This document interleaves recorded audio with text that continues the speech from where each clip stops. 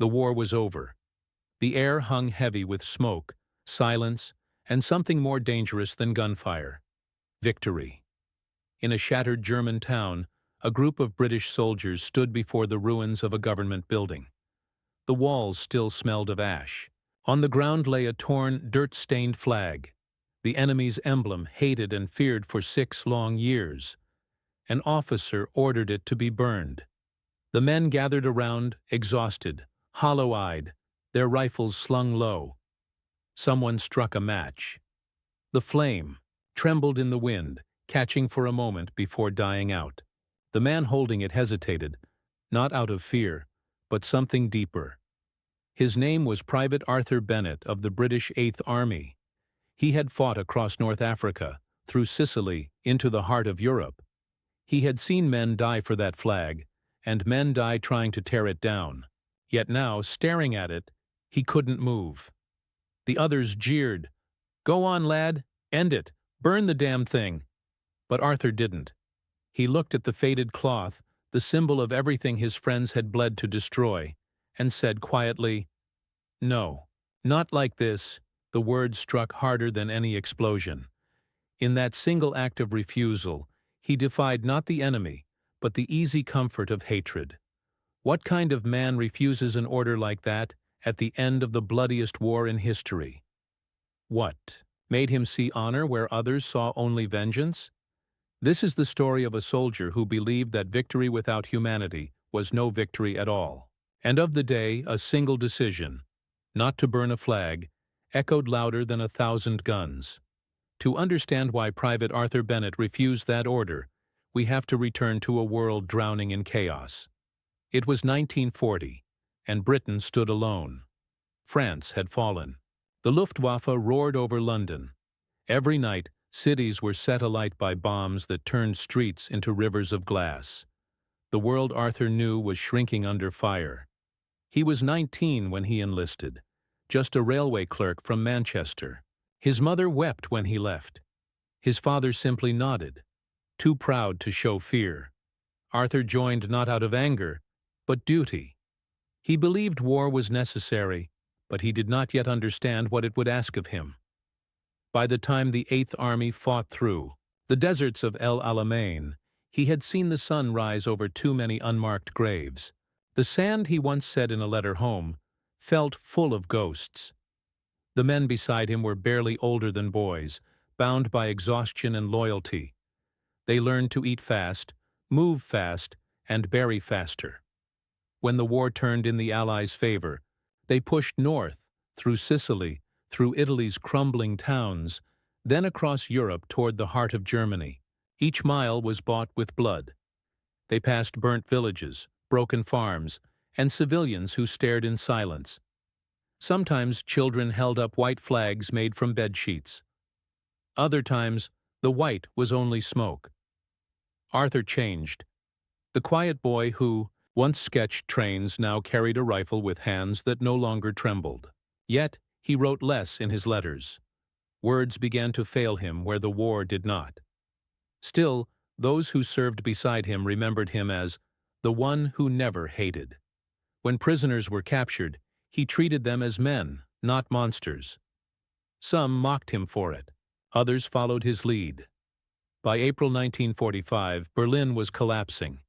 The Nazi Empire, once so sure of its immortality, was in ruins. In the towns along the Elbe, civilians tore down portraits, soldiers discarded uniforms, and flags once raised with triumph now lay trampled in the mud. The 8th Army entered one of these towns, small, nameless, scarred by fire. On the steps of the former district headquarters lay the flag, torn, soaked, half buried. It was a remnant of a nightmare that had finally ended. To most, it was nothing, but a symbol of evil, a banner that had flown over death camps and execution pits. Destroying it seemed natural, almost cleansing. But to Arthur, it wasn't that simple. He had seen enough killing to know that destroying symbols didn't end hatred. It only changed its shape. He thought of the German boy they'd captured, near the Rhine, no older than 16, shaking, terrified, muttering that he never wanted to fight. He thought of the mothers crying in language he couldn't understand, but recognized all the same. And he thought of his own mother, who prayed every night that the war would end before her son became like the men he fought. When the officer ordered, the flag burned. Arthur saw not victory but another act of destruction in a world that had already burned enough. He didn't see the flag as glory, but as a warning, so he refused. That moment would follow him long after the guns went silent. Because while nations celebrated victory, Arthur Bennett carried a different kind of memory. A memory of mercy in a time that had forgotten the word. And that single act, misunderstood by many, would one day make historians look twice at the simple question, what does it mean to win a war? When the order came down, there was no room for hesitation. The war might have been drawing to its end, but discipline still ruled the army. Disobedience, no matter how quiet, could be treated like betrayal. Arthur Bennett's refusal was not loud, not dramatic. He didn't raise his voice or plead his case. He simply stood, the flag in his hands, and said, "It's done enough harm. Let it die on its own." The men around him shifted uneasily. Some laughed, thinking he was joking. Others looked to their sergeant, who stared at Arthur with disbelief. "Private Bennett," the man barked. "That's an order. Burn it." But Arthur didn't move. He had seen enough flags, his own, the enemy's, even the makeshift ones of civilians who begged for mercy. He knew what they all had in common. They fluttered above graves. Rumors spread quickly through the company. Soldiers whispered that Bennett had gone soft. Some called him a coward. Others said he'd lost his mind. But there were a few, those who had seen too much, who said nothing. They understood. That night, as the men rested in the ruins of the town, Arthur sat alone beside a cold fire. He unfolded the flag and stared at it by moonlight. The fabric was stiff, the colors dulled by soot and ash. It no longer had the power it once did. It was just cloth, fragile, meaningless, without the men who had once saluted it. He remembered something his commanding officer had said back in Africa. "You fight until the flag falls. Then you've won." But as he looked at this ragged piece of fabric, Arthur wondered what kind of victory came from turning everything, buildings, people, even symbols, into ash. The next morning he was summoned to the command tent. Captain Rowlands waited, stern and tired. "Bennett," he began, "I hear you refused an order." "Yes, sir."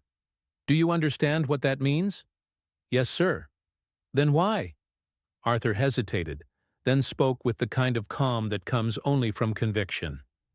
"Because, sir, we didn't fight all this way to become like them." The captain's jaw tightened. He wanted to argue, but something in Bennett's tone stopped him. The war had changed them all. The enemy was beaten, the world was collapsing, and yet somehow the hatred remained alive, feeding on victory itself. Rowland sighed. "Keep your head down, Bennett. The war's almost done. Don't make it harder than it needs to be." But it was already hard. A few hours later, another platoon arrived. One of their men, drunk on adrenaline and triumph, found the flag Arthur had hidden behind a broken wall. He dragged it into the square, shouting for everyone to come watch. "Let's finish this properly," he roared. The crowd of soldiers gathered. Someone doused it with kerosene. Flames licked at the edges. Cheers erupted as the flag turned to smoke. Yet in the middle of the noise, Arthur stood silent, watching. The fire's reflection flickered in his eyes, but he didn't look proud, only tired. When the last ember faded, he walked away. No one stopped him. No one spoke. That night, in his notebook, he wrote one line: "We win by mercy, not by fire." Years later, that line would be found among his letters, tucked between orders and ration notes. At the time, though, it was just a thought, a private defiance buried beneath layers of discipline. The weeks that followed were restless.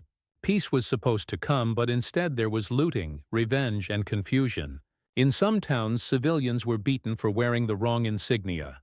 In others, Allied soldiers took what they wanted, believing justice was on their side. Arthur couldn't bear it. He volunteered for humanitarian patrols, distributing food, escorting refugees, and helping dig graves for those who had no one left. It was dirty, thankless work, but it gave him purpose. One day, he found himself in a camp where former German soldiers, now prisoners, were being processed. Among them was a man in a tattered uniform who stared at Arthur's insignia and asked in broken English, "You burned our flag?" Arthur shook his head. "No. Someone else did." The man looked down, then whispered, "Thank you." It wasn't gratitude for sparing the cloth, it was something more human, a recognition that somewhere amid destruction, someone had chosen restraint. But the story didn't end there. A few days later, the rumor reached headquarters. Reports of insubordination reached higher officers who didn't care for nuance. Arthur was called in once more. This time he was told plainly, "You're to be disciplined for refusal of command." He didn't argue. He only said, "Yes, sir," and accepted whatever came. But before he could be formally charged, the news came through. Germany had surrendered. The war was over. The case was forgotten in the flood of paperwork, medals, and homecomings. Arthur Bennett boarded a transport ship back to England, carrying little more than his uniform, a notebook, and the memory of that flag. To the men who returned, he was just another soldier fading into peacetime. But to a handful who'd served beside him, he became something else, a reminder that victory could be hollow if it came without grace. Still, even back home, the war refused to leave him. In crowded train stations, he heard echoes of orders shouted in foreign tongues. In the smell of burning coal, he remembered smoke rising over Europe. The world was rebuilding. But for Arthur Bennett, the rebuilding had to start inside. And somewhere, in a small box under his bed, folded carefully and hidden from view, lay a piece of fabric, faded, scorched, but preserved. He hadn't burned it. Not out of loyalty, not out of sympathy, but because he believed that to destroy it would be to destroy the proof of what they'd overcome. What? No one knew was that the act of refusing an order in that ruined town would later ignite a quiet debate in military ethics circles. Some would call it moral courage. Others would call it disobedience. But those who'd been there, the ones who'd watched him stand still when everyone else burned, knew better. It was conscience. And in war, that was the rarest victory of all. It was May 1945 when the guns finally fell silent. Europe exhaled, though the air was still thick with smoke. Towns were ruins. Nations were ghosts. And soldiers, men like Arthur Bennett, walked through the wreckage trying to remember what peace was supposed to feel like. The war had ended, but the world had not yet learned how to stop fighting. Revenge was still in fashion. Flags were still being raised, burned, or buried, depending on who held the match. Arthur's battalion was stationed near Hamburg for post-war duties, guarding depots, processing prisoners, and maintaining what little order existed. To most, it was a time to relax. The danger had passed, but to Arthur, it was the most dangerous time of all, because hatred had no enemy left to aim at. One morning, he and a few men were ordered to oversee a cleanup at a nearby camp. It wasn't a battlefield, not exactly. It was one of those places where the war had shown its truest, darkest face. Barbed wire, barracks, and silence. The smell of sickness still clung to the earth. The men worked without speaking. They buried the dead and cleared the wreckage, moving through the remnants of what had once been human cruelty organized with precision. Among the debris, Arthur found a box of personal effects, photographs, medals, scraps of uniform, and at the bottom, another flag. Smaller this time, stitched by hand. A swastika, faded but intact. A young corporal saw it and spat. "We should burn it," he said immediately. "After what happened here? It doesn't deserve to exist." Arthur didn't answer at first. He looked at the flag, then at the open pit nearby, the one filled with nameless bodies. Finally, he said quietly, "No. Let it be buried." The corporal stared at him in disbelief. "You can't be serious." Arthur nodded. "It belongs with them." That's where it ends. Word spread quickly. Again. The soldier who wouldn't burn the flag had done it twice now. Some found it noble. Others saw it as weakness. But this time, the act carried a heavier weight. It wasn't about an order or defiance. It was about what came after the war, about what kind of peace men like Arthur were willing to build. That evening, Captain Rowlands called him in once more. "You really can't help yourself, can you, Bennett?" he said, half frustrated, half weary. Arthur stood straight. "Sir, I just don't see the point in burning what's already dead." Rowlands studied him for a long time. Then, without another word, he nodded and dismissed him. The next day, the men buried the flag in silence. No one cheered, no one saluted. It was a quiet act of closure in a world that had forgotten how to be quiet. Afterward, Arthur sat alone by the river that ran behind the camp. The water was murky but alive, pushing forward as if nothing had happened. He thought about the years behind him, the endless sand, the ruined towns, the names of friends carved on makeshift crosses. He thought about the people on both sides who would never return home. He realized something then. War didn't end when the treaties were signed. It ended when men decided to stop carrying it in their hearts. For the first time in years, he cried. Not out of grief, but out of release. The war had taken his youth, his friends, his innocence. But it had not taken his humanity. That was the one thing he had refused to surrender. Months later, as soldiers returned home and medals were handed out, Arthur received nothing special. No commendation, no official note. The army didn't reward restraint. But among his peers, he became a quiet legend, the man who refused to let hatred write the final chapter. Years passed. The world rebuilt. New wars began in faraway places. The old ones faded into textbooks. But in his small home in Manchester, Arthur kept a box at the foot of his bed. Inside it was a diary, a few letters, and one carefully folded flag, the same one from that ruined town. When his grandson asked him years later why he kept it, Arthur smiled sadly. "So I remember," he said. "So I never forget what we almost became." By then, his hands trembled when he touched the fabric, but the meaning never changed. That piece of cloth, once a symbol of tyranny, had become something else entirely. A lesson. He had carried it not as a trophy, but as a warning, a reminder that the line between victory and vengeance is as thin as the fabric of a flag. And in that reminder lay the heart of his courage. Because courage isn't always pulling a trigger. Sometimes it's knowing when to stop. Arthur Bennett never spoke much about the war after he came home. He went back to the railway, the same place he'd worked before the world tore itself apart. His hair turned gray, his steps slowed, but he carried himself with the quiet discipline of a man who had seen too much and chosen kindness anyway. Neighbors knew him as polite, reserved, always ready to help. Only those closest to him ever glimpsed the weight he carried. He never displayed his medals. He never joined in the parades. When asked why, he would simply say, "I've seen enough flags for one lifetime." For decades, his story was unknown.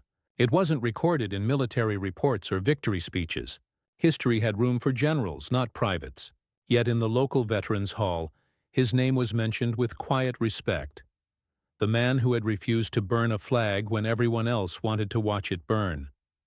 In 1963, a journalist researching moral dilemmas in wartime stumbled upon his case. He visited Arthur, now in his early 40s, and asked why he had done it. Arthur paused a long time before answering. "Because if we destroy every symbol of what we hate, we forget what it looked like. And then one day we might build it again." That line made it into the article. It spread quietly through military academies, universities, and chaplain lectures. Some saw it as defiance, others as wisdom, but all agreed. It came from a soldier who had faced the worst of humanity and still believed in decency. When Arthur died in 1981, his belongings were modest. A watch, a few letters, a photograph of his unit, and that same folded flag. At his request, it was not burned, not buried, but placed beside him in the coffin. The local vicar, during his eulogy, said something that lingered in the minds of those who attended. Arthur Bennett fought for peace in a time of war. and for humanity in a time of vengeance. No statue bears his face. No monument carries his name. But his act endures in the stories told quietly by those who understand that true courage is often unseen. Because the world remembers victories. But peace, the kind that comes from mercy, depends on men like him. And somewhere, deep in the earth of a forgotten German town, lies a buried flag. Once a banner of hate, now a silent witness to a soldier's refusal to let rage win. In that quiet ground, hatred was denied its final flame. And in the silence that followed, the world remembered something it had almost forgotten, that even in war a man can choose not to hate.